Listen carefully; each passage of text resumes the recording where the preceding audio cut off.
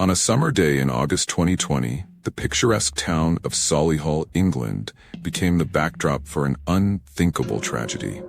What should have been a normal day in the life of 3-year-old Kaylee Jade Priest instead became her last.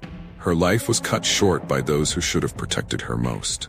This is the story of a young life lost, a mother's betrayal, and a justice system grappling with the aftermath. Kaylee Jade lived with her 23-year-old mother, Nicola Priest, in a modest apartment. Like many toddlers, Kaylee Jade was full of energy and curiosity about the world around her. But unlike most children her age, she lived in an environment of neglect and abuse. Her innocent spirit dimmed under the shadow of her mother's indifference and cruelty. On August 8th, Nicola Priest made plans with her 22-year-old boyfriend, Callum Redfern, to meet at her apartment for a sexual encounter. CCTV footage from that day shows Nicola and Kaylee Jade walking to the apartment. In the last recorded images of the little girl alive, viewers can see a heartbreaking scene unfold. Kaylee Jade reaches up, seeking her mother's hand and attention, but Nicola remains fixated on her phone, checking her reflection, completely ignoring her daughter's attempts to connect. What transpired after Callum's arrival is not fully known, but the outcome was devastating. Kaylee Jade, perhaps seeking attention or simply being a normal active child, interrupted the adults' plans. The response from Nicola and Callum was as brutal as it was unwarranted. The next day, August 9th, Nicola placed a call to 999, England's emergency services number. By the time help arrived, it was already too late for Kaylee Jade. The scene that greeted investigators was one of unimaginable violence. Experts would later testify that Kaylee Jade's injuries were comparable to those sustained in a fall from a 30-foot height onto concrete, or being struck by a car traveling at 40 miles per hour. The medical examination revealed a history of abuse extending beyond this final fatal incident. Kaylee Jade had suffered broken ribs, leg fractures, and a broken sternum in the past. The night of her death, she had been violently ill multiple times as a result of the severe beating. As investigators delved deeper into Kaylee Jade's short life, a disturbing pattern of abuse came to light. Neighbors reported hearing Nicola turn up loud music to drown out her daughter's cries. They recounted an incident where they heard a loud bang from the apartment above. It was followed by Nicola's voice saying, "I'll just say she fell off the bed." Other reports indicated that Nicola would hit Kaylee Jade on the head, with the child often heard crying in a fearful tone. Electronic evidence painted an even more chilling picture of the environment Kaylee Jade endured. Just days before her death, on July 24, 2020, Nicola had texted Callum, "I'm going to kill her because she keeps leaving the living room, or going in the kitchen, so I've hit her once." Callum's response was equally disturbing. "Good, give her one for me." Nicola replied, "I will, babe." Another message from Callum to Nicola on July 28, 2020, revealed his attitude towards the child. "I'm going to keep the little brat away from me. Sick of your spunking daughter." When the case went to trial, both Nicola and Callum attempted to shift blame onto each other. Despite the overwhelming evidence of long-term abuse and the brutality of the final attack, both were cleared of murder charges. Instead, they were convicted of manslaughter. Nicola received a 15-year sentence. It was to be served concurrently with a separate 3-year sentence for child cruelty. Callum was sentenced to 14 years. The verdicts and sentences sparked public outrage.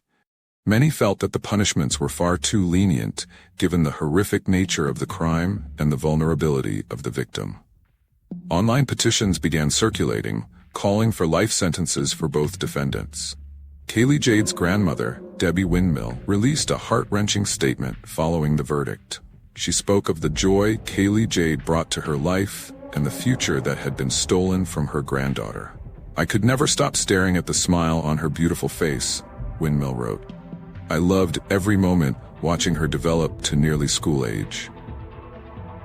Everybody deserves the gift of life. Kaylee Jade deserved to show the world who she could have been, and what greatness she could have brought to the world. The case raised questions about the differences between the UK and US legal systems, particularly regarding sentencing for severe crimes against children. In the US, such a case would likely have resulted in first-degree murder charges and potential life sentences without parole. The UK system, influenced by European human rights laws and a focus on rehabilitation, typically avoids whole life sentences, except in the most extreme cases.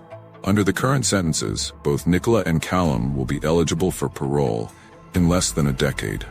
This prospect has further fueled public anger and calls for reform.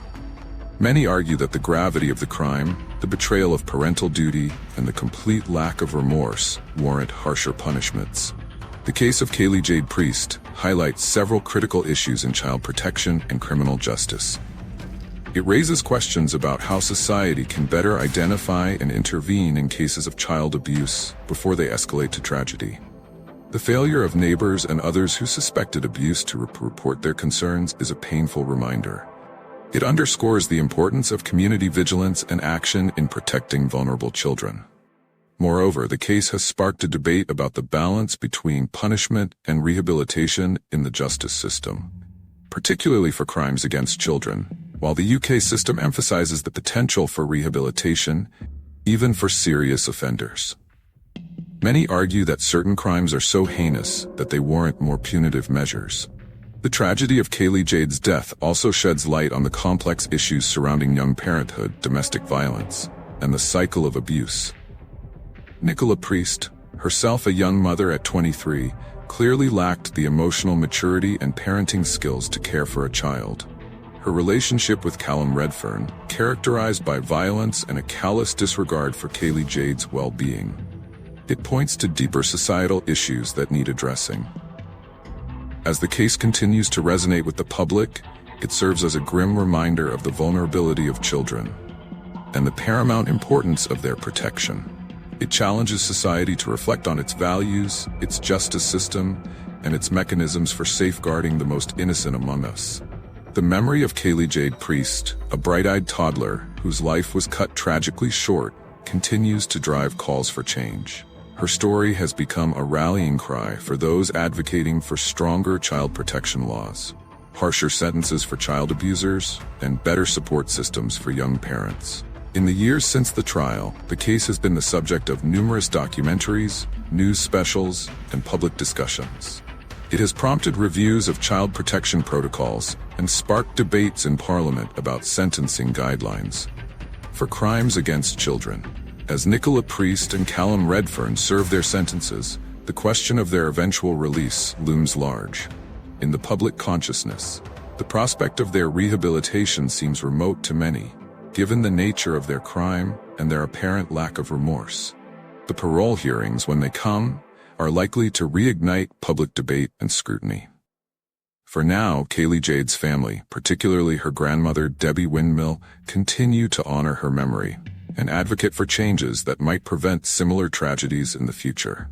They, along with many others touched by this case, hold on to hope that Kaylee Jade's short life might yet serve as a catalyst for positive change, ensuring that other children are better protected from harm. The case of Kaylee Jade Priest stands as a somber reminder of the darkest aspects of human nature, but also of society's collective responsibility to protect its most vulnerable members. It challenges us all to remain vigilant, to speak up when we suspect abuse, and to work tirelessly to create a world where every child can grow up safe, loved, and free from harm.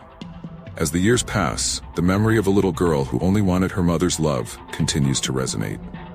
A poignant reminder of a life cut tragically short, and a call to action for a society determined to do better by its children.